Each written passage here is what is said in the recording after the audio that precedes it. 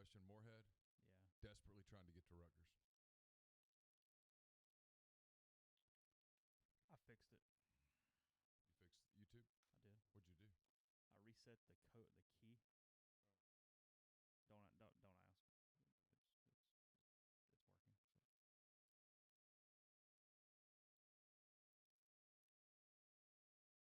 working. Yeah, I had zero expectation that was going to work. Okay, 1 second.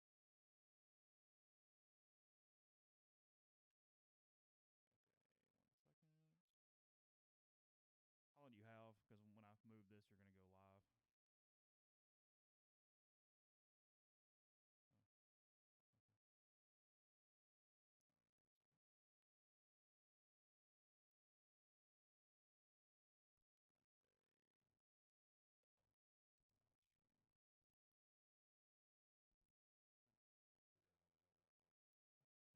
we'll deal with that later. Don't move anything right now. Okay.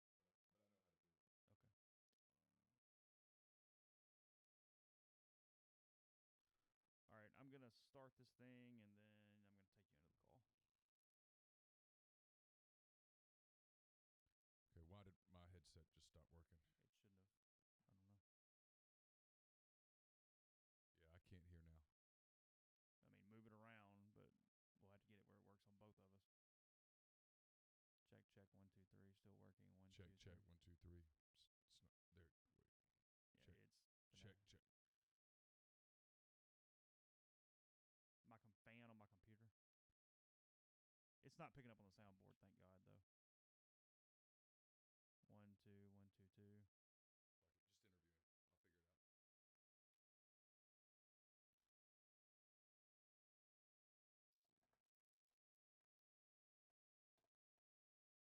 Well, I need you in the shot, though. I'm going live in I'll be in the shot. 2 seconds. I mean, there's nothing. I can't hear, so don't worry about it.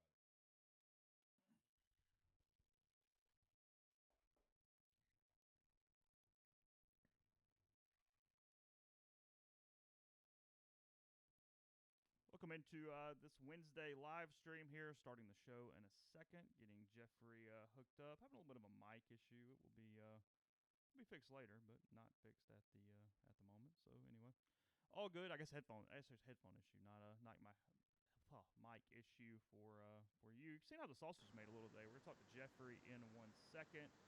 And then we will get into the normal show. Kind of have to show you how we don't always do it in order here, but good to see you for the people that are with us this morning. I'll pull up the live chat and talk to you here in a bit as well. Jeffrey, you're here? You're good? Good morning, guys. Morning. Okay, I think we can hear you. I think Pleasure to be. Excellent.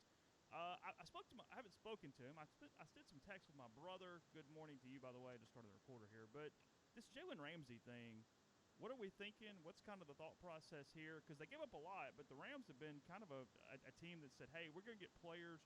We're worried about that more than we are with anything else. And they're leveraging their future, but probably for a reason. Yeah, I think if you're a team like the Rams, I understand it because the odds of you finding, at the say 25 through 32, wherever you're going to be picking in the first round, the odds of you finding a player as good as Jalen Ramsey probably not all that high. But I do understand, like, if you start looking at their roster, I'm not sure if it's next year or the next year, like it gets really, really thin. But I just don't think that the Rams are in play it safe mode. And to me, Jalen Ramsey, when you consider all the injuries that they had in the back half, Jalen Ramsey's ability to play not only corner, but also, play safety, essentially just be the best defensive back on the field, I think that can help with some of the problems and the injuries that they've had. I mean, they clearly gave up more than the Steelers gave to go get Minkah Fitzpatrick, but also I think I'd rather have Jalen Ramsey than Minkah Fitzpatrick.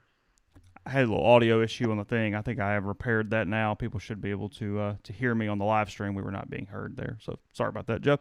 The Rams 3-3 sitting here right now. 49ers 5-0, Seahawks 5-1, something like that. Are they even a playoff team? And if they're not, are they leveraging too much at the moment? I think they're still a playoff team. I mean, we look at some of the Seattle teams that got off to bad starts, and they were still playoff teams. And as as bad as the 3-game losing streak has looked, I mean, the truth is the only really inexcusable loss was the Bucks loss.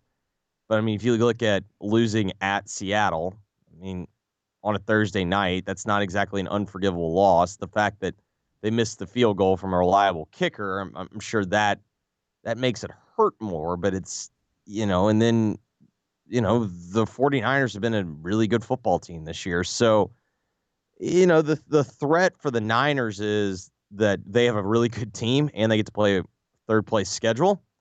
So that is advantageous for them.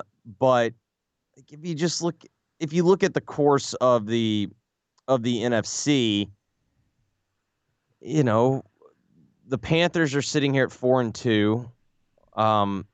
A good team, but I don't know if I believe in this for the rest of the way.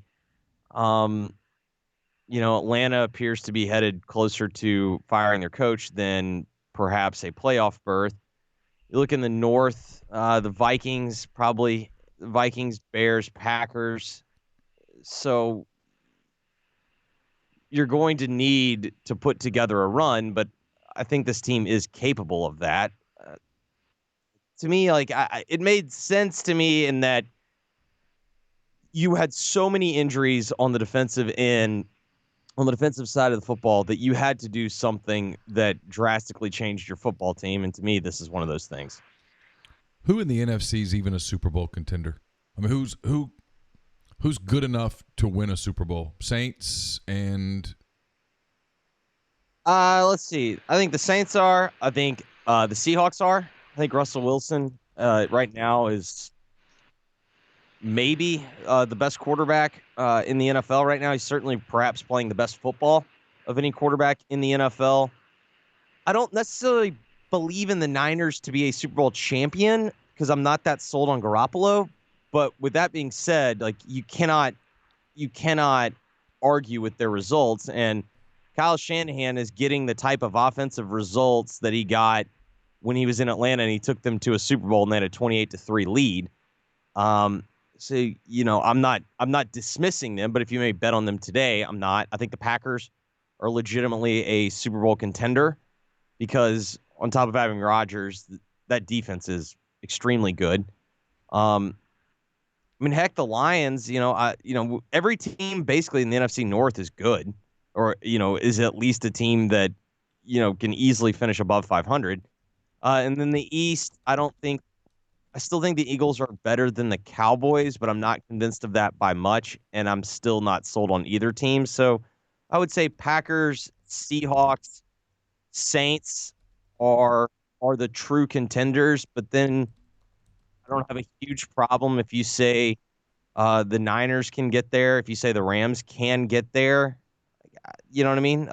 That's the thing. I think after 2 or 3 weeks, we kind of thought the AFC was better, but now we're starting to see the AFC is the Patriots by default, and then the NFC is this just wild, wild West arms race.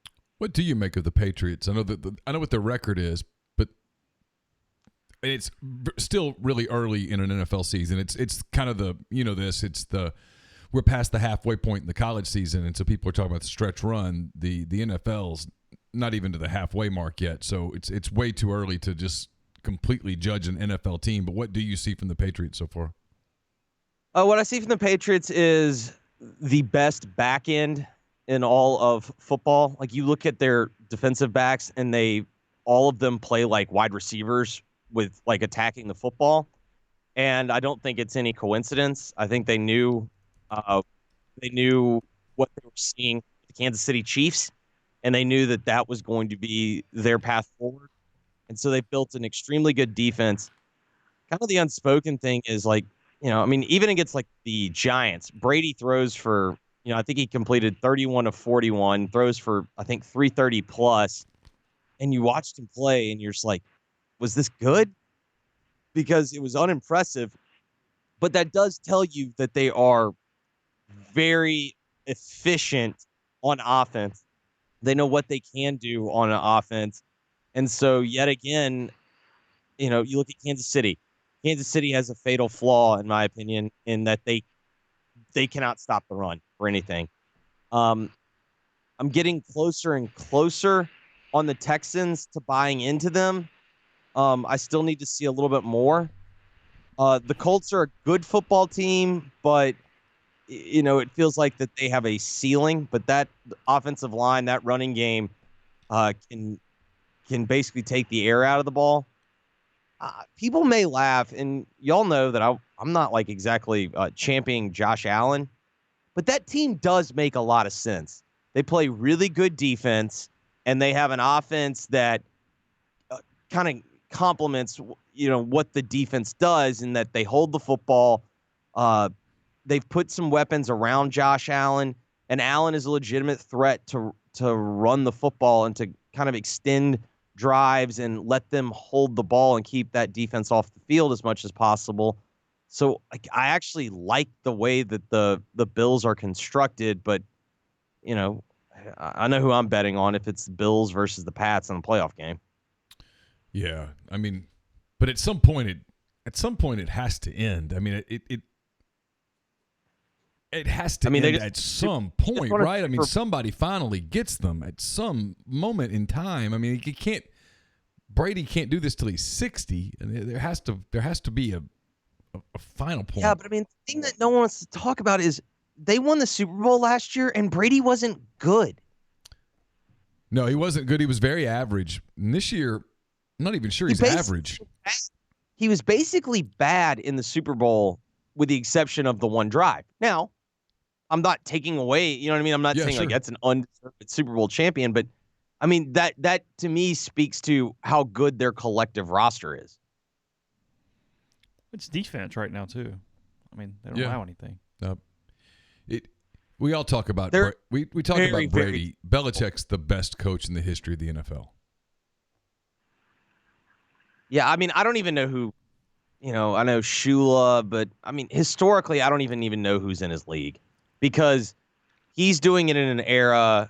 He's doing it in a 7-round draft era. He's doing it in the era of free agency.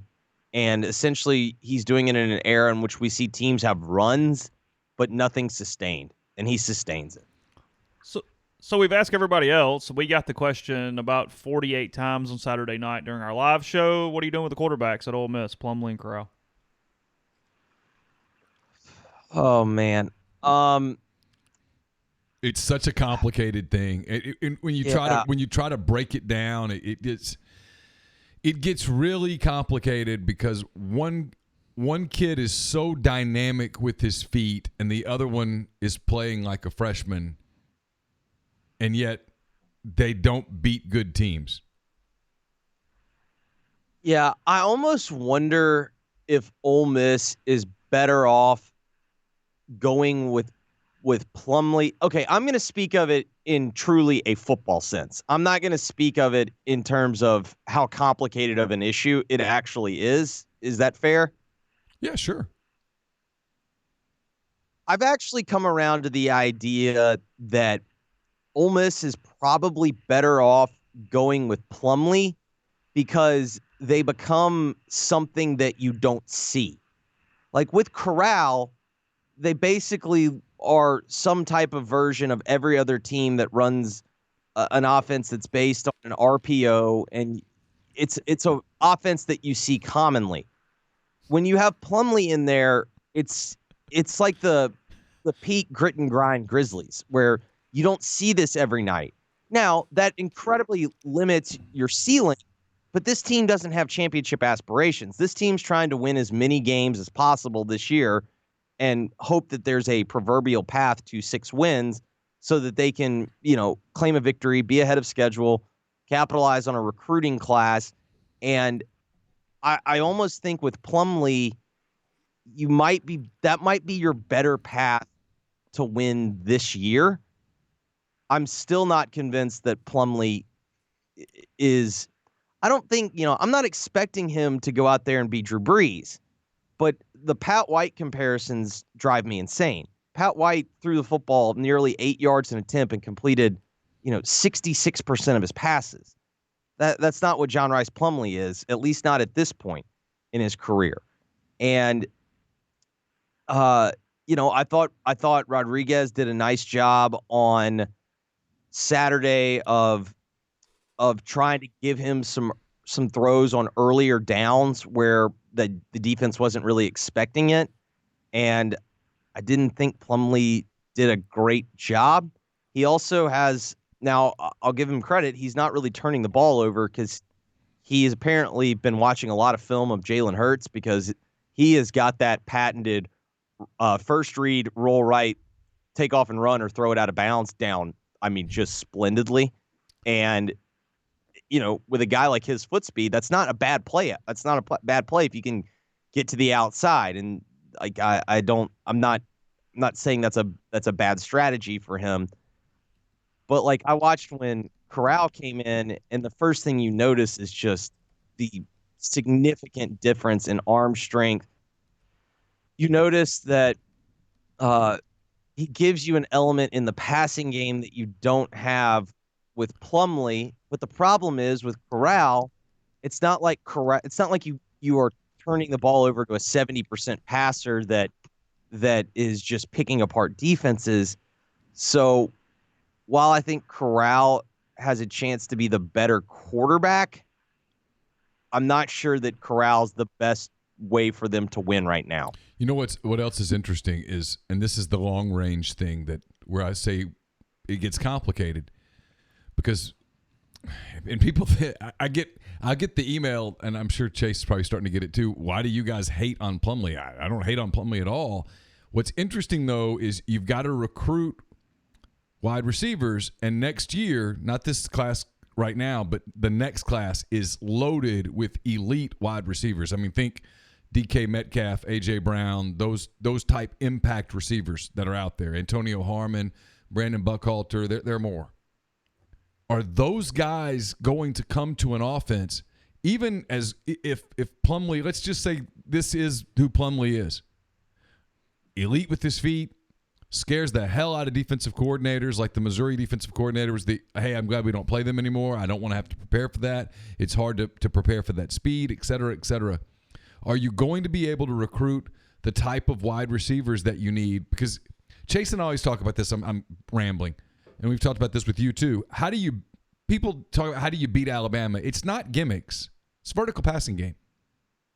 You beat Alabama by having a quarterback who can throw the ball down the field.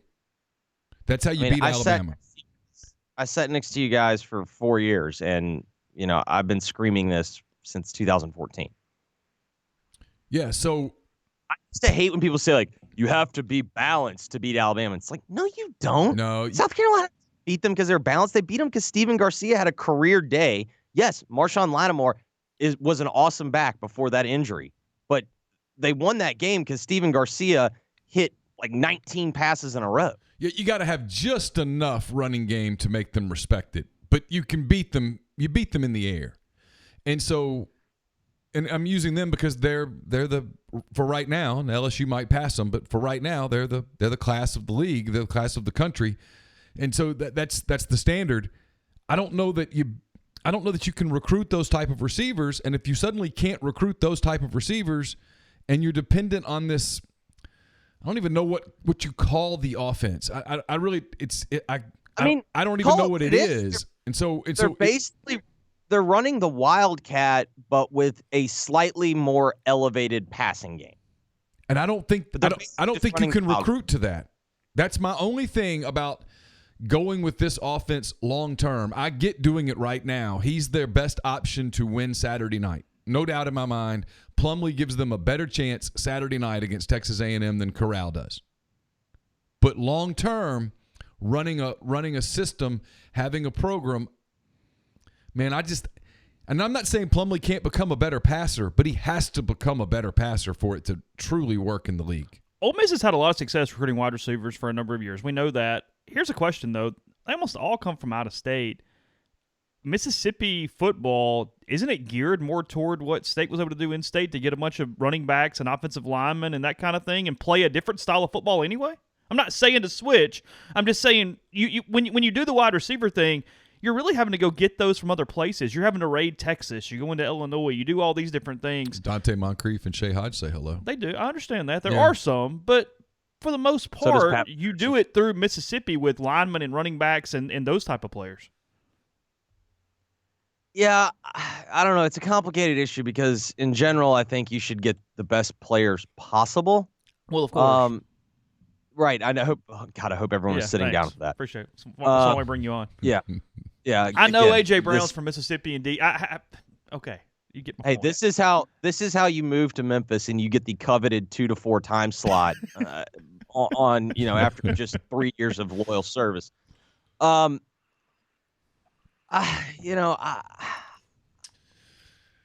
don't think State was good because they got the running backs and the linemen. Like, I think State was good because Dan Mullen's a really good football coach. I'm just saying Mississippi has that type of player. It does. Right. But all the elite kids want to play in the NFL. Yeah. They got the guys like KJ Wright. They got their defensive guys were really good. Like, if you look at Mullen's best teams, and I just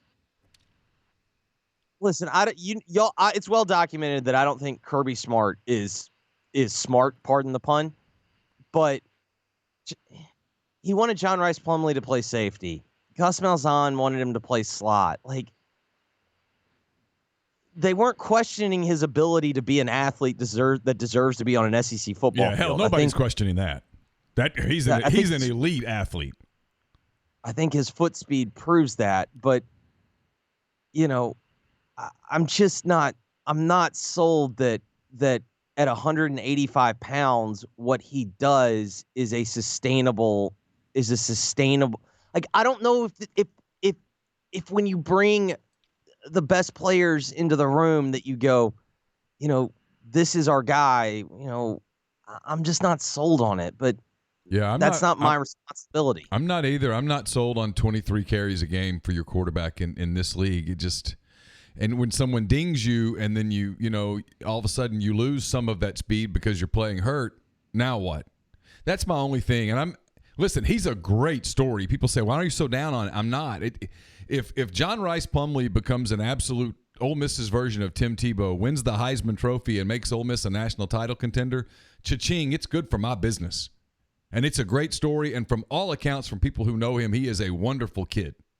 Young man, whatever term you want to use. But I've watched this league. You've watched this league. Chase has watched this league. I don't know. I've never seen. I mean Tim Tebow was 245 pounds. Exactly. Tim Tebow was a big person. Tim Tebow took a hit and was never the same after that Kentucky kid filleted him. Oh, you put him in the slot, and I think it's his best position. I mean, get the ball out in his hands in space. He can catch. He's got good hands. He's obviously got feet. Here's the question. If I told you today, if the football gods came down today and told you 6 years from right now, John Rice Plumlee is an NFL football player, what position do you think he plays? Positionless, slot, moving around. Just get him the ball in space. Julian Edelman, Wes Welker. Yeah, sure, whatever. Guy in the slot, in space, who can fly. Yeah. Oh, he's an NFL player. I just don't think he's an NFL quarterback. USC Steve Smith. I mean, you know what I mean? Yeah. If we're having to avoid the white comparisons. Yeah. And I wasn't really trying to do that. It was just what came to mind. No, I know, but I mean they're also one of the teams that utilizes the slot. So. I mean, he's hell in space.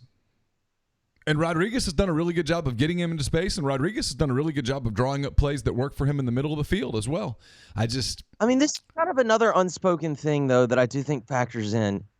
It does feel like Rodriguez believes in Plumlee more than he believes in Corral. And I'm not saying that that's not his job as a coach. His job as a coach, that's what he's paid millions of dollars to do, is to come up with the best game plan, call the best plays, and try to figure out a way for his team to win. Like, that's what an offensive coordinator's responsibility is. But it does feel like he feels more comfortable with Plumlee. It's his type of quarterback. Yeah. He wants the guy that can run a little bit, that can do some different things. He Frankly, makes he likes better decisions. You think so? He too. likes the lack of poor decisions. But now, in saying that, Corral has more decisions to make because of his arm strength. Because he can do more things in the passing game, which does create more decisions. Plumlee, for the most part, has one or two things he can do down the field because there's not much. The deep ball is normally underthrown, and it's sort of a jump ball. To me, that's not. And that's going to kind of be what it is. Plumlee's improvement, from my standpoint, is like we said yesterday, driving the ball through windows and getting really precise, short and intermediate. I don't think the long game is ever going to be his play, but in college football, you can win games if you can throw the ball short and intermediate. Yeah, I agree. I'm just not convinced he can do that. And I just don't know. He's a true freshman. I have no clue. That was kind of my next question: is how much better can you get through your career? Right, and listen. I'm not saying that he can't improve as a passer. That would be absurd to say that. And I'm not that guy. But I mean, Chase, watch. Corral has a good arm, but Corral doesn't have like a Stafford type arm. And as soon as Corral got on the field, I mean, even Aaliyah, who's watching the game, she just goes, whoa, you don't even realize. And Aaliyah watches a lot of football, so she at least, it's not like she's just going, ooh, look, throwing it through the air. But it's obvious. And then for me, the other big thought is, remember when he tried to throw the slants on Alabama? And it's just it looks like the difference of when you watch a high school kid that can throw, low 90s.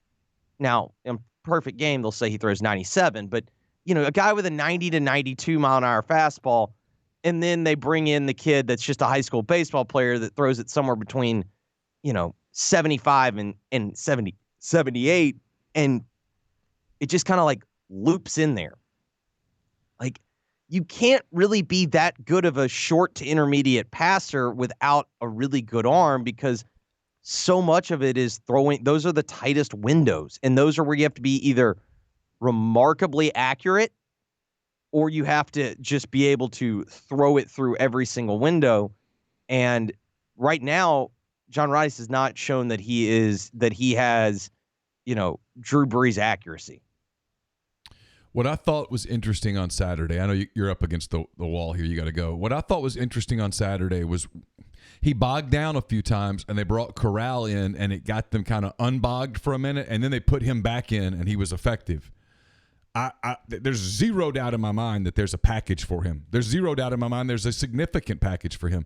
What I do wonder is if you ever said, hey, it's your game, you're the guy, and you got to figure it out, you got to adjust on the fly, I just wonder if there's enough to his passing game to be able to pull it off. Because the other thing that's going to start to happen here soon is it's kind of like, to use the baseball analogy, the kid that comes up from the minor leagues and he tears it up for the first month, that they start getting the analytical film on him. They start figuring him out. And then you start throwing some things at him, and he either adjusts or he's back in the minor leagues.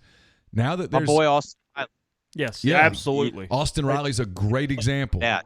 It happened with Javi Baez for years. I mean, he's just now becoming the hitter that they all thought he would become because he's finally figured out how to lay off some pitch. He's figured out some pitch recognition. Anyway, back to Plumlee.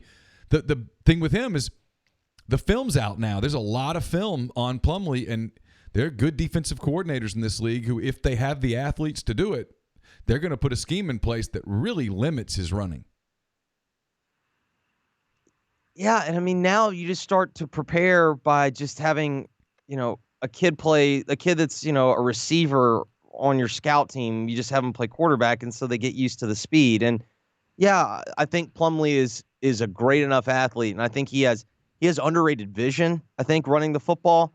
And he's going to make some plays, but they're going to be more prepared for it. Someone makes a really good question here. What happens if Rodriguez leaves? I mean, if you're building your offense around Plumlee or the Plumlee type of quarterback, it does limit even your pool of, I don't know. It's just it's like I've told people all along, it is we could spend hours on it. It's a super complicated topic when you talk about going full time with a quarterback like him who has a lot of upside, no question about it, but it's there's a lot there. I completely agree. Who's on your show today, Jeff? Today, we're actually having Barton Simmons on at 2:25 in the afternoon, and then we'll have Bill Bender of Sporting News. So it'll be a college football heavy show for us as well. Barton Simmons, he's still in the business? That network's still going? Well, he's at CBS also. That's okay. Well, there you go. There you go. Paying for him. His salary. Yeah. Enjoy it, Jeff. I think he also has stock options, so it makes the days a lot easier. Yeah, I'm sure it does. Have a good day, bud. All right, guys.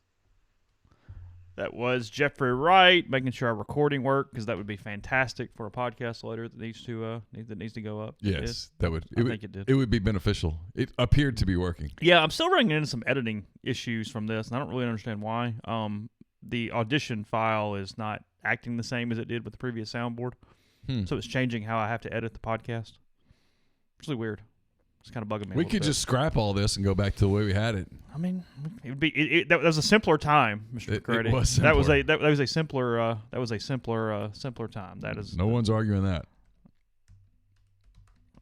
All right, 1 second, people that are hanging in with us. Again, appreciate the stream. We're not recording right now.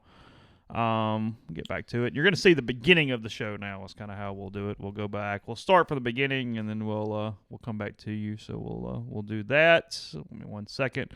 Going to go to another screen for like 10 seconds. So we'll be for the people watching on the stream. We have 69 people watching right now. That's nice. 73 now. It's going up. Mine says 69, which is nice. Yeah, 1 second. Be right back in a second.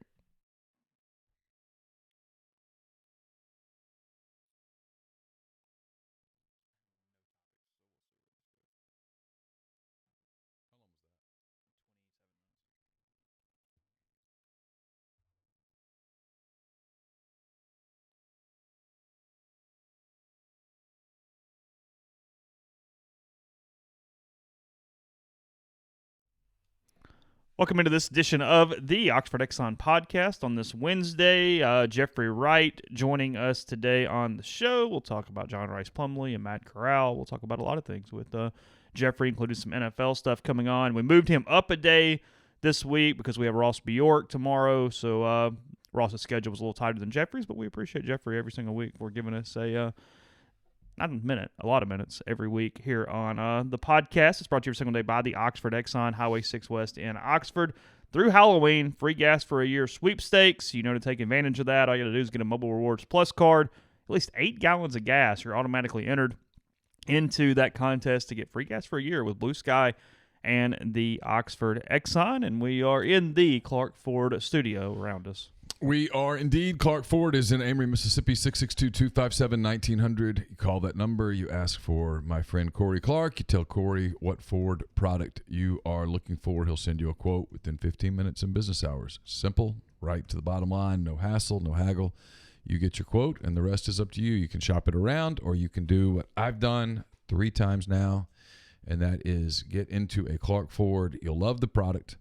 You'll absolutely love the service after the sale. Corey wants to be your truck guy. He wants to be your car guy. People wonder, what do you mean when you say that? Well, call the number, and you'll start to find out. 662-257-1900. Somebody asked on the live stream why we don't pre-record ads, because they're much more effective when you read them. That exactly. There is a lot of science behind it, actually. We have purposes. Yep. Because, I mean, in all honesty, I mean, it's fine to talk about. You don't go into actual breaks, so people are more likely to stick with you. More people are likely to not skip forward in the show or anything. So yeah, there's a science behind it. We've got stats and everything in our ad packs that explain why we do it the way we do it. So it's almost like we learned a little bit as we've gotten better. We figured it out over time. So appreciate people with us with the stream again. It's going well so far. I think we're going to keep it up on Saturday night, even with the Rebels back at home. That is the current plan. Give us some feedback on that. Get on Twitter, get on the message board. Tell us what you think about that. Do you want the show after home games as well as road games? What are you thinking about that on Saturday night? So help us out a little bit there. For the people that say, well, what does that mean I lose in coverage? Nothing. Really nothing. We'll send Archie, and he'll get video. It might mean a little less player video because there's only one of him. And when the players all come in at once, he might not be able to get everybody. It might mean that some of the player stuff that you would normally get on Saturday, you don't get until Sunday, which is whatever. That's about it. You don't lose anything head coach or coordinator wise. You don't lose anything analysis wise for sure. I'll still write the column that I always write. Yeah, and it's one of those deals where I think I'll go until I have to get out of there and get to the studio. Is kind of what's on my mind. We've been talking about it all week, and I thought, okay, go watch till whatever, and then find a break point to get over here. I don't know if that's halftime. I don't know what that is, but nonetheless, that's kind of the thought process. As it went really well on Saturday, so we think we're going to expand that, try to keep it going, and yeah, you could leave at halftime and be here. Not miss any game is the point. Yeah, right. As long as there's not some mass exodus at the time. Are you predicting chaos? No, I'm not predicting chaos. I don't know what I'm going to predict yet. I haven't done picks yet. Have you? No, I've not done my picks yet. I've put them in. I did pictures last night when I was watching the baseball game. Your mailbag is up this morning, and you got some really weird questions this week. Yeah, I haven't published it yet. Oh, you haven't? No. Oh, okay. I went in and read it in the ad, man. There was. I have been repeatedly asked here lately to play the role of therapist. Basically, is what people are asking me to do, and I don't know that I'm qualified. Yeah, you have several of those questions. Like when Bill Simmons used to do the big mailbag for ESPN, he would just put, "Yep, those are my readers" at the bottom of it, and go, "I can't answer that question," but. Wherever the most psychotic question or two of the day, that's where it would end up at. Yeah, there's a lot. There's a lot there. Larry Joe has a few of them. He did. I saw one in particular. His are more funny than anything else. His make me really realize just how old I am. Did you pop champagne last night? No. I did not. I was happy as a lifelong Nationals fan. I enjoyed the game. The Cardinals did come back and make it a little stressful at times because I could not imagine them coming back and winning that game and then going on some magical run. Red Sox Yankees kind of deal. Yeah, that thought crossed my mind at one point, and I was like, no, I don't think I could withstand that. And then I was happy when it ended. Congrats to the Nats. They have to now wait a week to play. Yeah, because this other one's going to be a war. And I think today's game's already been rained out. Oh, has it? I think so. It's pouring in New York, apparently. 2-1 Astros. Garrett Cole, excellent yesterday for Houston. He is so good. He's going west. I've talked to They're the best team. The Astros are the best. They're the best team. Yeah, they're the best team. They grind at bats out. What was fascinating yesterday was even the Yankees, who are probably not going to end up getting there, they made Cole really work.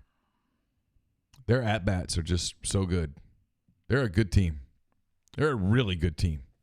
They're a team that when it's over, they'll look back and say, we were championship caliber and just wrong time.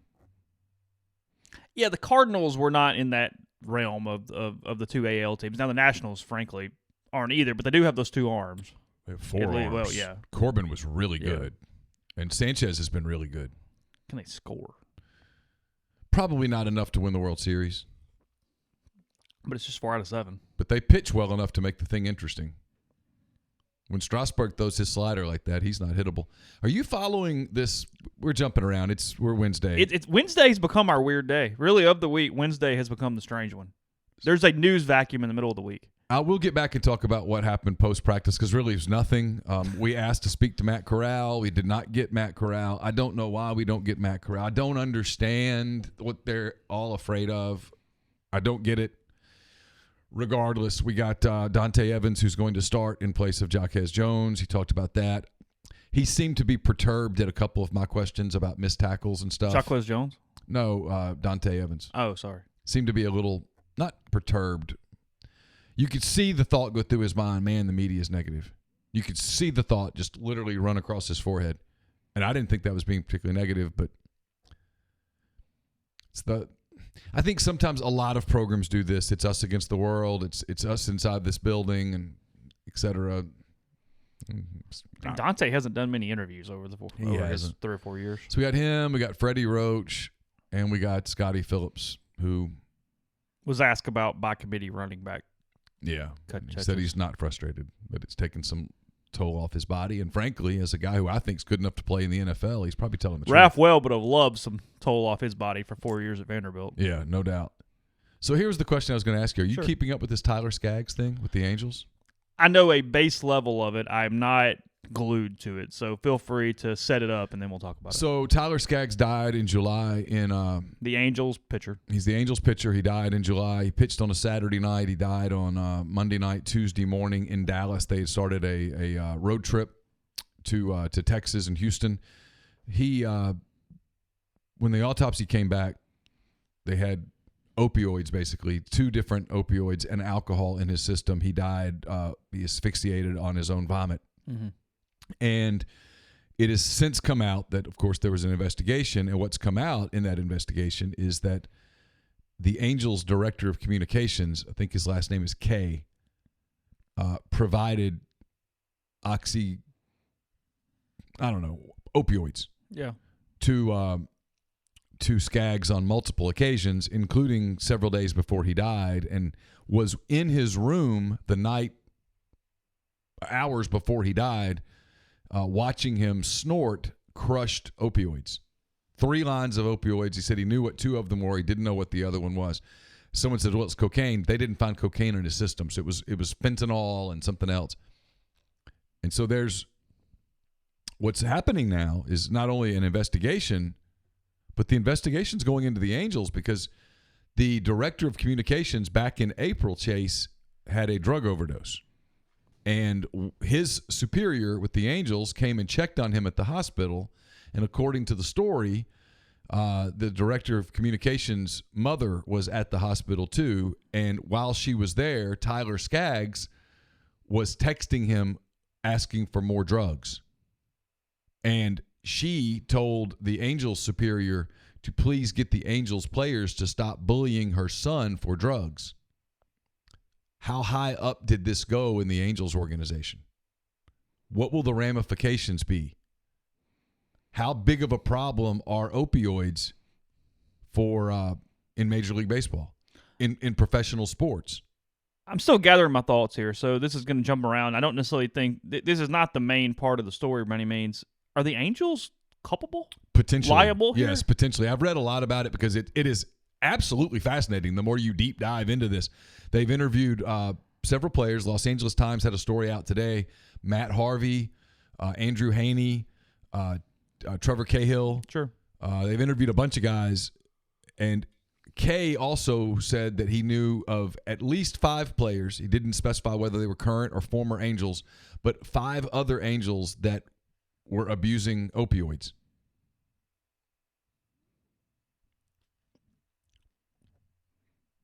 It's a long season. 162 baseball games following 6 weeks of spring training is a long season. You get every pitcher's arm hurts. When you watch a pitcher pitch, his arm hurts. Everything hurts. They're all looking for pain relief. Just the newest version of back in the day, the greenies and all that stuff. So what happens here? There's a lot of speculation that baseball is going to have to, and look, if it's happening in baseball, just imagine an NFL locker room. Turnaround times and yeah. You ever been down on a field for an NFL game? I've told this story before. I'll never forget it. It just struck me. It's back when I was covering the SEC as a whole, and I was covering the New Orleans Saints every Sunday. I can't remember what game I covered on Saturday, but I got to Tampa in time for a Saints-Bucks game. And they let you down on the field at the end of the games at Tampa, or they did then. And watching the last 6 minutes of an NFL game on field level was terrifying. I remember thinking, I don't know how any of these guys walk the next day, much less get ready to play another one of these games. The collisions at the college level are one thing, and they're something else. The collisions at the NFL level, the overall game speed is so much higher. It is like a series of train wrecks. Yeah. How guys get up and play the next day, and so it begs the question: how do guys get up and play the next day? How do guys get up? Well, and now with TV getting all screwy, some of these teams have like 4 games in 22 days or something. Like, there's crazy stuff. So I was reading about University of Houston. You know, they played 4 games in 19 days to open the season because they TV and all that stuff. What are they doing for pain? What are you doing for pain maintenance? How big of a deal is this Tyler Skaggs thing the beginning of a big story. A lot of people around professional sports think yes. Like there's a lot of talk about NBA guys that like if you're in an NBA hotel, all that you see is marijuana. They're all smoking it. Is that for pain relief? Is that to relax? What is that? Why? It's the opioid thing's a big deal though. This is becoming a major story in Major League Baseball, and Major League Baseball is approaching the end of their collective bargaining agreement, and this is going to get collectively bargained. So what do you anticipate baseball doing here on an organizational level? And then if you're the Angels, well, the Angels, who are very close to a deal with Joe Madden to become their manager, there's a lot going on. Has to be. I'm Madden. It's enough to go. Nah, I'll find. He can get other jobs. Well, the question. Go, nah. Excuse me. If I'm Joe Madden, the question that I have is, how high up did this go? Well, it sounds like. High enough. Did it go all the way to the top? Are you talking about like GM? I'm talking about GM, owner. Who knew? Listen, when they get word that day in Dallas, that South Lake, it was in South Lake Hilton. Okay. When they get word at that Hilton that Tyler Skaggs is dead in his room. We got a game tonight. We got to cancel the game. The team's already at the ballpark. We've got to get them back over here. And in the midst of all the public statements, someone in the back room said, what the hell happened and who knew what? And somebody said, y'all know he had an opioid issue. Remember that newspaper? It was very early on. It was, hey, how do you sort of get this in here? How do you get to this point of the story? Yeah. Because obviously nobody wanted to lead the next morning with, hey, here's whatever's going on with the Angels. But that newspaper wrote voice of God that it was a drug overdose. Yeah. Someone told them drug overdose, whether it was family, the team. Someone told that reporter drug overdose for him to write it the way that he wrote it. Yeah, of course. There's no doubt. They knew right away. And yeah, I know you can't overdose from smoking marijuana. It's one of the reasons that I don't know. I shouldn't even.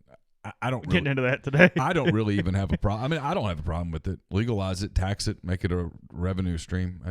Lots of people are doing it.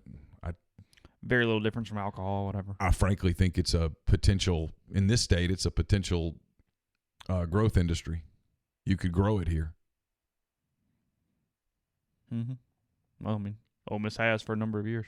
As long as we don't change the flag or the license plate, I think that's what's important. Those license plates are pretty ugly, the new ones. I was reading a story the other day where it's. Why don't you head back up to Rhode Island or somewhere? It is making me. I saw a story where more people are getting personalized plates now because of how ugly the actual plate is. Caroline wants a personalized plate so bad she doesn't know what to do. Are you blocking her on that? Well, I've just in the past been like, come on, you're 16. But it isn't. Well, you have a personalized plate. Yeah, but I'm not 16. I pay for it myself. Oh, okay. I don't have a personalized plate. You don't? No. That's an ugly plate. Well, I don't have that plate yet. I still have the old plate. Well, that's what's happening. As people are going and having to get the new plate, they're running into problems. They don't like it. Your day is coming. I don't think I'll go to the effort. You don't? No. I don't think so. Does it really matter? What difference does it make? I don't know. That's not something I'm worried about. Look good, feel good. I'm just playing. I don't know. I got the black. Still weird to me that you're driving a pickup with a lab on the tag. I have 2 labs. Well, okay. I like my dogs. They do look urine colored. It's like someone said, "What color is urine?" Do it that color. Yeah, who had to pick that sheen? Like, could you not have anything else? Yeah, anything. The guitar was fine. The lighthouse was fine. The magnolia was fine. When you think about Mississippi, you think about magnolias. Just put a magnolia blossom on the middle of a plate and call it, I don't know, what is it, hospitality state or something? That is correct. Just call it that. That's cool. Most people like hospitality.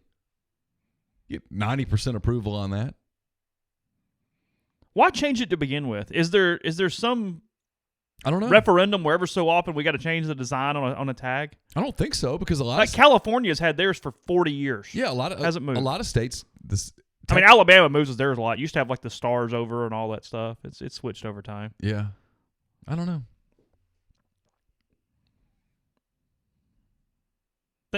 We didn't make fun of Columbus Day again this year. It passed on Monday without us doing the big Columbus Day show.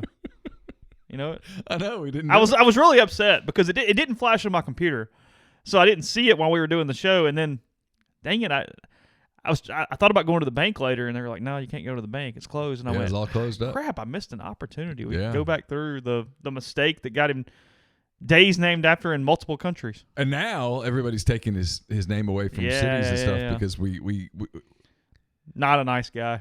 He wasn't a good person. Is it okay to judge him by today's standards? Is that what you're saying? Compared to some things? I don't, but again, you're not a good gauge on you're a good gauge on a lot of things. This is not a good one for you. Who has time to worry about all that stuff? Or the energy? The world was different, and there's nothing anybody 1492, Columbus sailed the ocean blue. Yeah. I mean, he was just... Nina, Pinta, and Santa Maria. Those were his three? Yeah. Which one was he on, the Santa Maria? I have no idea. That's what I had to learn in elementary school, and I still remember it. Yeah. You didn't know it was 1492? I didn't. Columbus sailed the ocean blue? I knew the song. Okay. I'm well aware. Are you? Yeah, come on, man. I taught that in Ruston. Heck yeah, they teach all the good stuff in Ruston. Lots of history. Coach Stone, world history. We watched so many videos. Oh, you watch videos? Oh, yeah, he didn't teach. He was just there to coach baseball. Like History Channel documentary? Well, you wouldn't have had History We Channel. wouldn't have had that. We just watched these old... grainy footage. Yeah, things. documentaries of history, and then we took a test. Okay. Slept a little, took a little nap. We will talk a little football when we get back. We're going to go talk to Jeffrey in a second. People watching the live stream, they've already heard from Jeffrey, so they'll hear the second half of the show in a second. But for the people on the recorder and the podcast, we appreciate all you guys as well. So we'll get to Jeffrey in 1 minute. First, I'll tell you about Visit Oxford. Visit oxfordms.com/events. Find out everything going on in town this week leading up to Ole Miss and Texas A&M on Saturday night from Vaught Hemingway, Sky Garden, and Veld at the Chancellor's House tonight, 6:30 to 9 for that. Thacker Mountain, it's Thursday from 6 to 7:30 at All Square Books as always. And Live on the Line is Friday from 11:30 to 1. That's at the University Museum. And then the public double-decker bus tours on the 18th. That's Friday at 3 and 4 o'clock. They meet right there across from Funky's by Visit Oxford right there to load the bus. So you can do that at 3 and 4 o'clock with visitoxfordms.com. Bookmark it, find out everything going on in town this and every week. And while you are in Oxford this weekend, if you're thinking about moving here, you're thinking about retiring here, whatever the case may be, I suggest that you look at Splinter Creek. It's a gated conservation community. It's located 8 miles southwest of Oxford, 75 minutes from the Memphis airport. The website is splintercreekms.com. The phone number is 601-898-2772. Call that number and you can schedule a tour with Tom Smith Land and Home Agents. Splinter Creek's been featured in Garden and Gun, Architectural Digest, Southern Living. It's 34 lakefront lots ranging in size from 2 to 25 acres, 650 acres of lakes, pine, and hardwood forest, 6 miles of private roads. It's really a beautiful property. It's a gorgeous area. It'd be a fun place to wake up each day and enjoy your morning cup of coffee. It's the lakes are kind of the main streets of Splinter Creek. You can check them out. They were built for swimming and quiet boating and fishing and stuff. It's really cool. The lakes are stocked with copper-nosed bluegill, brim, largemouth bass. So if you're coming up, get a tour. Check out the website, splintercreekms.com. We're also brought to you by Blue Delta Jeans. They're kind of all over the place. Let's see where they are today. I haven't even I need to pull this up each morning because they go to different places. And where are they? There they are. Blue Delta they'll be at the Grand Bohemian Hotel tomorrow, actually today and Wednesday in Mountain Brook. Have you ever been there? It's where the SEC. Today is Wednesday. Today's Wednesday. I can't keep up. I thought today was Tuesday. Even though we just said a minute ago today was Wednesday. It's been a weird week. Yeah, they're at the Grand Bohemian in Mountain Brook, which is a really cool hotel. So they're there. If you want to get a private fitting, you can do that. All you have to do is send them an email at info at bluedeltajeans.com. Ask about their Gino. It's being pre-sold right now. Soft, comfortable, great group of colors. The sewing begins on Halloween, so don't miss the opportunity and reserve your spot in this first run of the great new fabric line from Blue Delta Jeans. And if you're searching for that unique way to brand your company swag, or you have a special event that you need to memorialize, I suggest Dead Soxy. They have you covered with their custom sock program. Click on the custom socks link. They'll walk you through the entire process from the complimentary digital mock-up before your order is placed to delivery, logistics, and even custom packaging. Dead Soxy is your place to create a gift they'll use time and time again. With all-inclusive pricing, no upcharges or fine print, the custom sock design process is as simple as it gets. Head over to deadsoxy.com, deadsoxy.com. Remember, you can still save 30% on general orders with the promo code Rebel Grove. Stay Soxy. Podcast is brought to you by Tyson Drugs and G&M. G&M right there on South Lamar in Oxford. Flu vaccines available with $0 copay on most insurance plans. No one has time to wait in line for the overworked pharmacist at the chain drugstore. Stop by one of their locally owned pharmacies where they have multiple pharmacists waiting to take care of you as quickly and painlessly as possible. Tyson Drugs on the Square in Holly Springs. And to contact G&M, 662-236-2222. Now here's Jeffrey Wright. 1 second for the live stream. We'll keep going. Again, you're kind of getting a little picture of how we do this, but we'll come back in and fill in after Jeffrey in 1 second. We're gonna talk some basketball when we do that in a second. The preseason stuff came out from the SEC yesterday. Order of finish, first team, second team, SEC, all that stuff. So we'll get to that in 1 second. Pick back up the recording now though, and we'll tell you a little more, and then we'll get into that. Thanks to Jeffrey for his time today. As always, again, Jeffrey today. We'll get Ross tomorrow, and then we'll close the week with something else later in the week as well. So, podcast brought to you in part by Mastercuts Lawn and Landscape. Premium lawn care throughout northern Mississippi. Custom playgrounds, retaining walls, pool decks, outdoor living spaces with paver patios, forestry mulching, and much more, as well as your normal maintenance of weeding, edging, all those different things. 662-607-7773 or a free quote at gomastercuts.com. The podcast is also brought to you by Southern Craft Stove and Tap. We'll have our picks up tomorrow. Lots of picks in the system. Picking some other games, picking a couple of NFL games, getting into the psychological warfare part of the Neal's Pick season. It's located off Highway 7 and Sisk Avenue. Southern Craft Stove and Tap places an emphasis on food and atmosphere, mixing the quality of fine dining with a come-as-you-are environment. Featuring 30 craft beers, offering a high-quality selection of cuisine and libations, Southern Craft Stove and Tap has you covered for any occasion. Join them for lunch, dinner, Sunday brunch, or have your favorites catered out. Catering orders placed online currently receive $25 off any order totaling $100 or more. So avoid the chaos of parking on the square.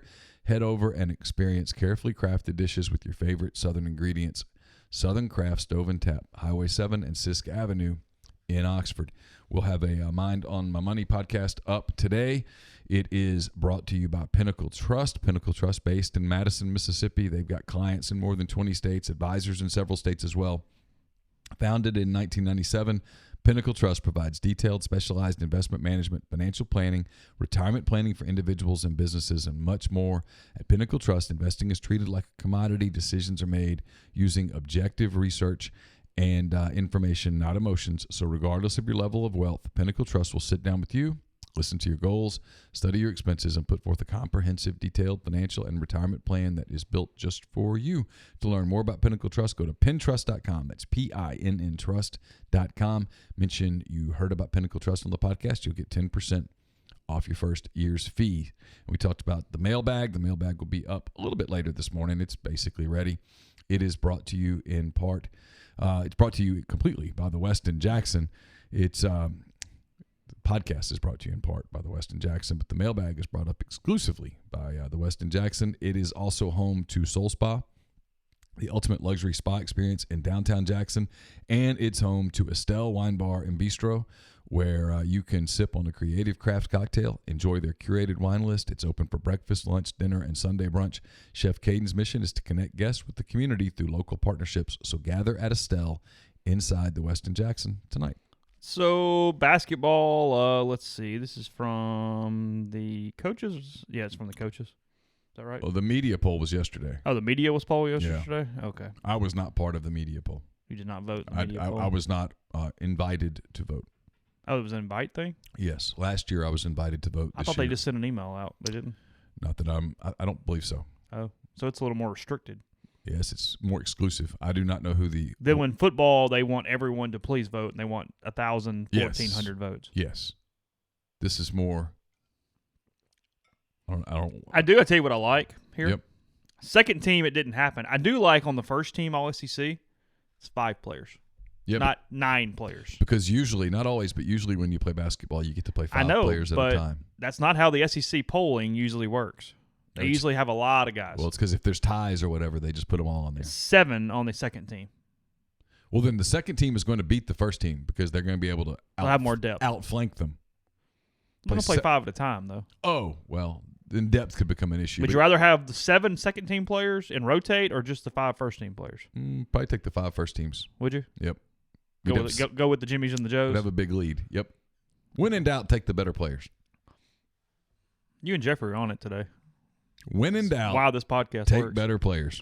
First team All SEC, Kerry Blackshear at Florida, Anthony Edwards at Georgia, Ashton Hagans at Kentucky, Reggie Perry at Mississippi State, and Breon Tyree at Ole Miss is your first team All SEC in the preseason. Second team All SEC, Kyra Lewis, Alabama, Isaiah Joe, Arkansas, Andrew Nimbard, Florida, Tyrese Maxey, Kentucky, EJ Montgomery, Kentucky, Skylar Mays, LSU, and Lamonte Turner, Tennessee. Is that SEC Player of the Year? Kerry Blackshear with the Florida Gators.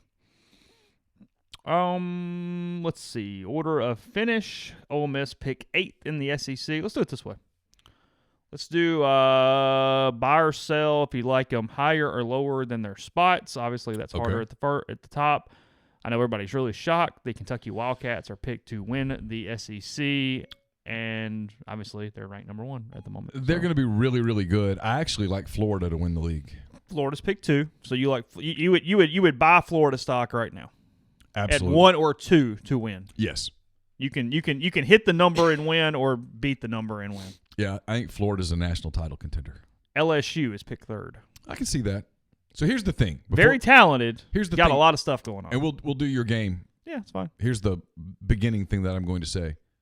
There's 2 teams at the top that I think are better than everybody else. Okay. There's 1 team at the very bottom that is worse than everybody else. Then there's a couple of teams at the bottom that I think are going to have a hard time getting into the middle. And then from 3 through about 10, maybe even 11, it's not a I got to stop saying war today. I don't know why I keep saying war today. It's not very violent. You're very violent today. High strung. You toss those 3 through 11 in a hat, and they're not equal, but there's not a hell of a lot separating Ole Miss from Alabama, for example. There's not a lot separating Tennessee from Arkansas. I think Tennessee's better than Arkansas, but marginally. Auburn, pick number 4. Again, I think so. They lose their backcourt. They're more talented than last season, but they don't have those veteran guards. Those dudes made big plays for them all year. Tennessee at number 5 is an interesting spot. And I think they're over. I would sell. You would sell Tennessee. I would sell. You think they're a mid to bottom half of the conference team? I think. You think they're in that 7 to 10 range, probably maybe. He's a really good coach. Yeah. But when you walk into a room and you say, "Hey, Admiral Schofield's gone. Been here for 22 years. Grant Williams is gone. Yeah, that's what I was thinking of. Jordan Bone's gone." Those are 3 people that were the faces of that program. And not only that, Schofield was their energy. Grant Williams is as nice of a kid as you'll meet, a great leader. Replacing him is difficult. And Bone, he didn't get a lot of the headlines because of the other 2, but that dude was scary. And they're all gone to the NBA. That's a lot to replace. Now, they're good and they have talented players, but that's a lot. I don't like them that high. In fact, if you told me that a team plummeted, that's my prediction. Alabama at number 6. That's an interesting spot. First-year coach Nate Oates there with the Crimson Tide. I'm selling them. See, I'm buying them. Are you? Yeah, they're really talented. Kyra Lewis, They have depth. He's a good coach. They're going to be better coached than they were. They're one of those teams, kind of like Ole Miss, Mississippi State, Auburn. They're just right there all together. So a lot of, but yeah, at 6, I'm not selling at 6. State's 7, and the funny thing with them, they've got a lot of talent. Reggie Perry's very good. Yeah. I'm selling Ben Howland. I just don't necessarily – there's something about that team, really the program more than their team, that I just think they're going to get in their own way enough to not be a top half of the league team. I'm still surprised Perry didn't go pro. Yeah, they got stuff. They always seem to have stuff. Yeah. There's always drama. Yeah. There's something going on with them all the time. And I think ultimately, so they're at 7. It's a light sell. That's kind of where they belong. In that little pack. Yeah. Ole Miss at 8. I'm buying. Here's why. Okay. Really good coach. Veteran backcourt. Schuler in his 2nd year now as a full-time point guard. 3rd year as a full-time guard. Tyree's a senior. They have to replace Terrence Davis. There's a lot there. A lot to replace. Listen. He plays for the Raptors. I know Terrence disappeared sometimes, but Terrence was also instant offense at times. I mean, he bailed them out several times last year. But they're better in the front court, more athletic. They're going to be able to do a lot more of what Kermit wants to do. They're young in spots, but I like their team. I'll be surprised. And this is assuming that Henson's healthy, and we'll hear more about that today. I'll be surprised if Ole Miss is 8th in the league. I think Ole Miss is as high as 3rd, probably not 3rd. If you told me to slot them, I'd put them in that 5-6 slot and be pretty comfortable with it. There's no doubt, and we'll see how it meshes, but their front court is so much more talented. Yes. Hunter and C and those guys to just and Buffin's bigger. I've seen KJ. He's there's bigger. such a different talent deal there. And you've got Tyree, you've got Schuler back. You mentioned you've got Buffin and Henson and that kind of deal. As long as Henson's healthy, it feels different. Yeah, Crowley's a very good player. They've got athleticism. Is it Crowley? Is that right? Crowley. I'll ask him one day, how do you pronounce your name? And then I'll butcher it forever. You don't have to do Olenichek anymore. No, and I'd finally gotten that down. Yeah. Yeah, they're much better. They're a better basketball team. All of these so far tournament teams? Yeah, I mean, listen, I'm sticking with my prediction. I did it. You think an under 500 team makes the tournament? I think there's a team that goes 8-10 in the SEC and makes the tournament. I do. There are going if as I play the role of therapist, allow me to give you some pre-therapy. If you're an Ole Miss basketball fan or you're a fan of any other SEC basketball team, with the possible exception of Kentucky and Florida and Vanderbilt. Because you're they don't give a damn. If you're a fan of the other teams, this is going to be a roller coaster. And if you treat every basketball game with a football mentality, you're not going to enjoy this. There are going to be losses along the way. There might be losing streaks along the way. Games are going to be tight. The league is really good. The coaches are really good. The players are good. Their rosters are deep. Here's the great news. The non-con is so good for everybody that RPIs or whatever the rating is that we're using now. What's it called? Net. The net rating, net. Is going to be so good that every game is going to be an opportunity. Losses won't kill you. Wins will propel you. Yeah, losses don't matter. How many good wins can you accumulate? Yeah, period. And in the league, almost every win's going to be a good one. Georgia at 9, Carolina at 10. I buy on Georgia because they've got that kid. What's his name? I can't think of his name off the top of my head, but he's a lottery pick. Yeah. And on Carolina, it's Frank Martin. Now, it feels like a regression. It feels like he got way too much juice out of that lemon last year, and that might not work. Well, they out lose this time. Chris Silva, who was one of the best players in the league. Just killed Ole Miss. Right. Just Killed a lot of people, but he destroyed Ole Miss. Yeah. Ole Miss sent him a flower basket with nice flowers for graduation. Like, thank you, leave. He was the basketball Jake Mangum, where every time it's just like, good grief. Well, he was just he was something in the post they couldn't defend. Yeah.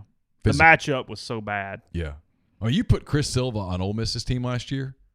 They're Sweet 16. Last year? Yeah. Give him a post presence who could score?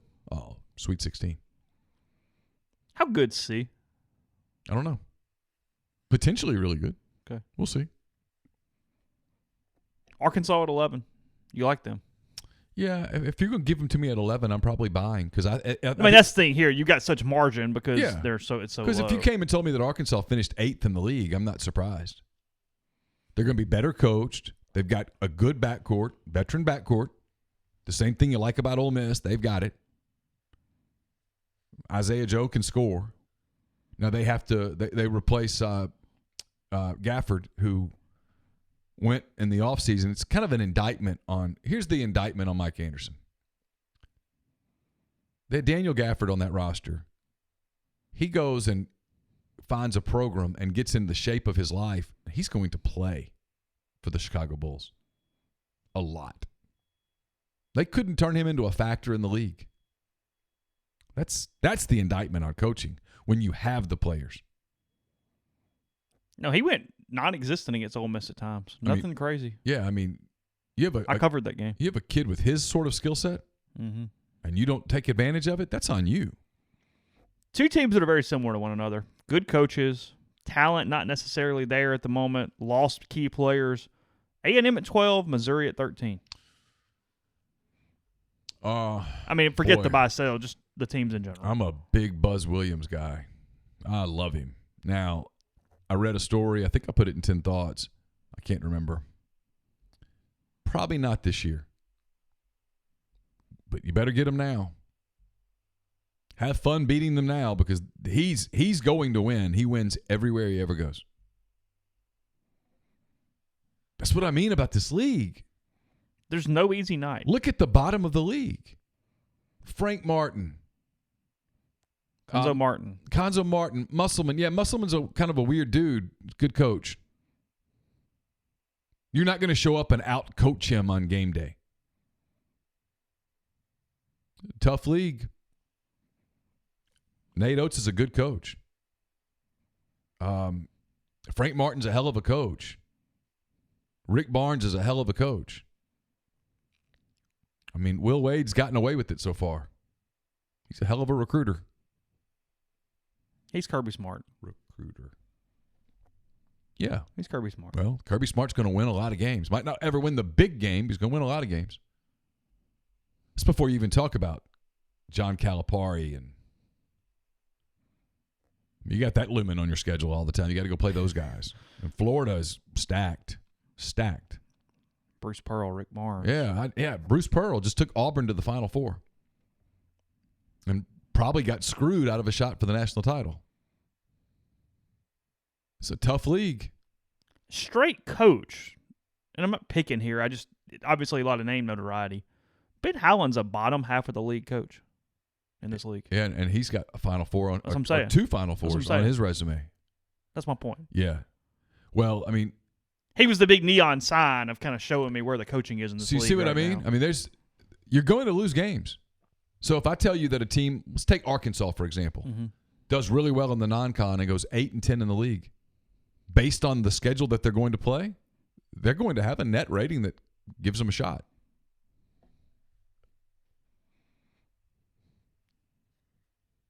I mean, Ole Miss was 500 in the league, one game over 500 last year. Yeah, they went 10-8. 10-8. Yeah, I think 9-9, as long as you take care of your business, gets you in. Yeah, 10-8.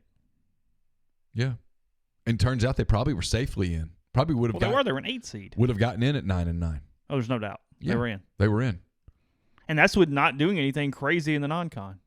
Blew the game at Butler. Yeah.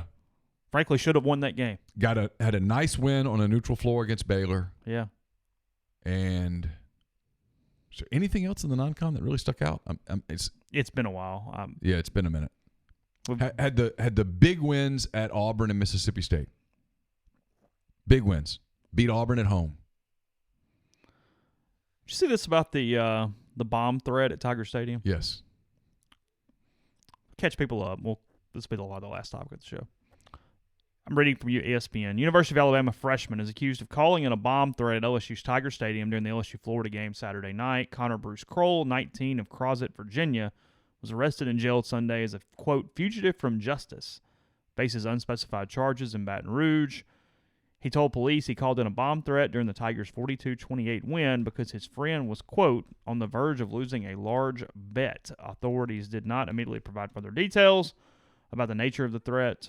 Then says, quote, protocol was followed efficiently and effectively to quickly ascertain the source of the threat. The protocol including an immediate sweep of the stadium and a multi-agency investigation which led to the suspect being identified within minutes and arrested soon thereafter, LSU said. Alabama just said that pranks and threats have serious ramifications, require appropriate response. Said the school was cooperating with authorities. Really, the school wasn't involved in it. It was just a stupid kid, right? So he had a big bet on LSU Florida. His friend did, yes. And he was trying to get the game stopped? I guess. My question, look, you and I talk about this all the time. We're in a lot of stadiums, very sensitive to this type of thing. Yes. I get stupid kid, stupid thing. I think punitively you got to pop him here. Oh, I do too. No doubt. Now, the statute reads where you can really pop him. I don't know if they're going to do that. I mean, I don't think they should put him away for the rest of his life or anything. The statute carries a fine, and I think up to 15 years in prison. Yeah. That seems a little extreme, but you got to do something. You cannot let it go. Because that could have created chaos. Oh.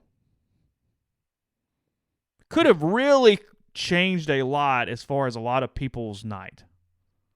Well, I mean, imagine when that call comes in. That's what I'm saying. Dude, what, 102,000 people at that stadium? Have to take it seriously. On a Saturday night in the state capital of Louisiana? Yeah. In a place that, was already overflowing with people because of natural disaster a decade ago? Or more? Yeah, you got to pop this. Yeah. Has it been 15 years since Katrina? It has. 15 years. No. Is that right? No, it was 2006. 5. Yeah. 2005. Because Ivan was 4. Yeah. 2005. So 14 years. So August, September of 5. Yeah, you got to pop him, no doubt. I mean, that give the people credit there. Though apparently, if there was panic, no one saw it. But you have to take the threat seriously. Someone phoned in a bomb threat. Is that right? That's correct, yes. You have to take that seriously. Mm-hmm. Immediately. We had 2 or 3 in a week's time, my senior year of high school. Bomb threats at your school? Yeah. Mm-hmm. Yeah, somebody was, I guess, trying to just get school canceled day after day after day. Because I remember we were going to the Delta to play a playoff baseball game. And before we got on the bus, the whole school was out on the football field because they had called in a bomb threat that morning. So everybody's like out on the field before they sweep or send them home or whatever they were doing. You Hatley people, man. I know. Crazy. Causing all sorts of chaos. Y'all are nuts. We were already out of school anyway, so it wouldn't have been one of us. Just we had to go to Riverside. Yeah, Riverside. Yeah. Tough place to play. That is. Yeah, it's where the football you played on the football field. The goalpost hung over the baseball field. They put up like a construction net. So what happens if you hit it? That happened. You play it wherever it goes. If it goes out, it's a home run. If it comes back in, that's like a ricochet, and you go get that son of a gun. Wow. Yeah, but before the game, we're asking questions like, so, going to fill us in? They're like, yeah, don't worry about it. It won't happen. Like, third inning. Ding! Hits it. Comes back in. Starts, everywhere. So it's like hitting an umpire. It was an interesting place. At one point, their PA guy over the speakers told the pitcher not to pitch to that guy anymore. Talking about one of our players, it was good. It was an interesting event up there. That's great. Yeah, it was good. So anyway, what do you got? Well, I got a few. Still got some bills to pay. All right, let me tell you. Join the Ole Miss football team at the Vaught on Saturday as the Rebels take on the Texas A&M Aggies. For more information or to purchase tickets, visit OleMissTix.com. Speaking of basketball, the 2019-2020 Ole Miss hoops season just around the corner. Don't miss any of the action of Coach Yo's women's basketball team and Coach Kermit Davis's men's team this season in the pavilion. For tickets, visit OleMissTix.com. Join the Ole Miss men's and women's hoops teams on Friday for Square Jam, presented by Oxford Orthopedics on the Oxford Square. Bring the family out to the free event featuring skills contests, player autographs, and a dunk contest to cap off the night. For more information, visit OleMissSports.com.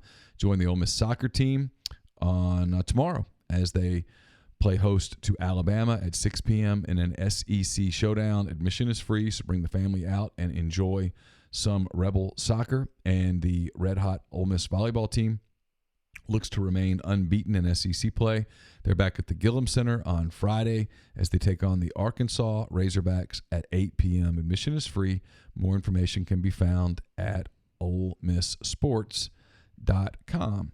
And we're brought to you by Grenada Nissan. If you're in the market for a Nissan vehicle, Grenada Nissan's the place to go. They've got a complete selection of new and previously owned Nissan vehicles, great lease deals as well. It's GrenadaNissanUSA.com. Also brought to you by John Edwards of Regency Travel Incorporated in Memphis. I know several of you have inquired about John on the message board. We appreciate that. Here's what you do. Get in touch with him. You send him an email, give him a call. You give him some parameters. You give him a budget. He'll give you options that you're not going to find on your own, in large part because he's part of Virtuoso, and also in large part because he's traveled all of his life and he really knows all the ins and outs, and he can get you not only a deal that you can't find online, he can get you an experience that you can't find online. 901-494-3387. J. Edwards at regencytravel.net.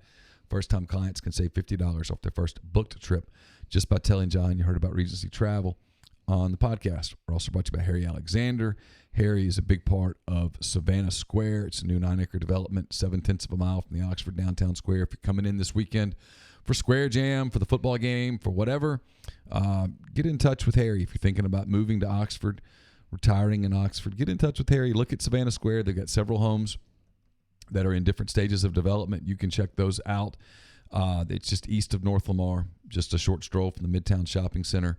The model homes at 215 William Street. Harry will show you that too. Just get in touch with him, 662-801-5621. He's part of RE/MAX Legacy Realty, and you can check out more of Savannah Square at savannahsquareoxford.com. And we're brought to you by Oxford University Bank, OUB, locally owned and operated right here in Oxford. When you deposit money at OUB, that money and the vast majority of the bank's profits go right back into the Oxford community. OUB gives you the comfort of home, all the benefits the big mega banks provide, all the technology and products you can want, all with the personal touch. They also have Kasasa. It's the absolute best cash checking account. With Kasasa, OUB will pay customers 2.5% interest on their balances up to $50,000 and refund ATM fees nationwide. To learn more, go to Live Oxford at bankoxford.com or call 662-234-6668. OUB is FDIC insured. We talked about Russell Wilson a little while ago. His stats so far this season, 1,704 passing yards, 151 rushing yards, 17 touchdowns, 0 interceptions on the season. That's good. That's pretty good. Patrick Mahomes, the number 2 person in the MVP race right now, 2,100 passing yards, 80 rushing yards, 14 touchdowns, 1 interception.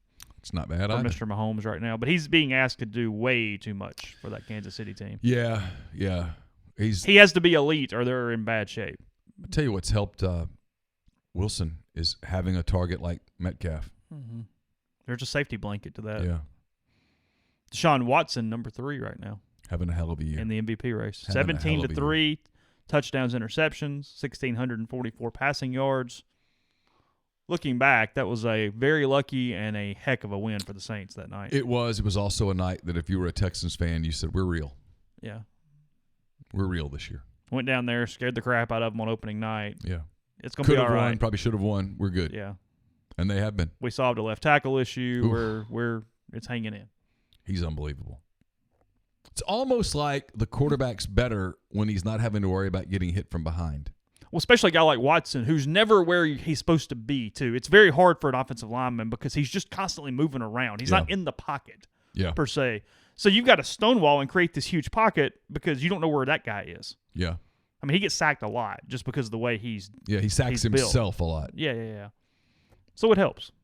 He's got real arm talent, though. He's good. Yeah. I mean, the Bears. I don't really want to talk about it. I mean, if they don't figure this out, it's going to be something that bites them as an organization for a decade. That there were options they could have taken. That would be difference makers Real today. options. Oh, you put Mahomes or Watson on that team instead of a little different deal with that defense. Ooh. What are they, 3-3 right now? They'd probably be. They're 5-1. They'd be 5-1, maybe 6-0. Nobody's popped them. Christian McCaffrey, number 4 in the race. Had a hell of a season. 1,618 rushing, 300 receiving, 9 total touchdowns so far. But he sat out that bowl game that year. That changed it for me with him. Changed the perception of everything. Yeah, he didn't play in that Sun Bowl. It was a Sun Bowl, and I tell you what, that spoke volumes about him. He's on pace, and I get pace. It requires a lot over 16 weeks. He's on pace for 2,771 scrimmage yards this season, which would be the most in NFL history. If he can pull that off, he's the MVP if he pulls it off. No matter what his team does, because he's carrying them. They're fine. They're not elite. They're fine. They're a playoff team, probably. Yeah, playing wild card. Yeah, I don't see them catching the Saints over the course of 16 games, but no.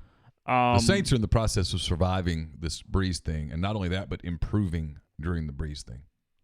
Oh, they're still in the race for home field. Yeah, I mean, where when Breeze comes back, Sean Payton can say to him, "Hey, you don't have to do everything." They've got the win over the Seahawks.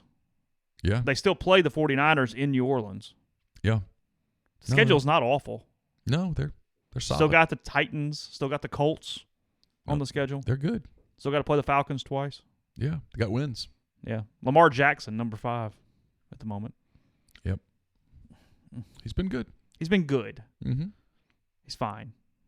I think he's overachieved by what people expected of him, and that has changed the narrative a bit. We will be back tomorrow. We'll speak to Ross Bjork tomorrow on this here podcast, on this here live stream. So I appreciate all the people watching, all the people that will listen as the day moves on as well. So appreciate it. We'll be back right here tomorrow. We'll talk to you then.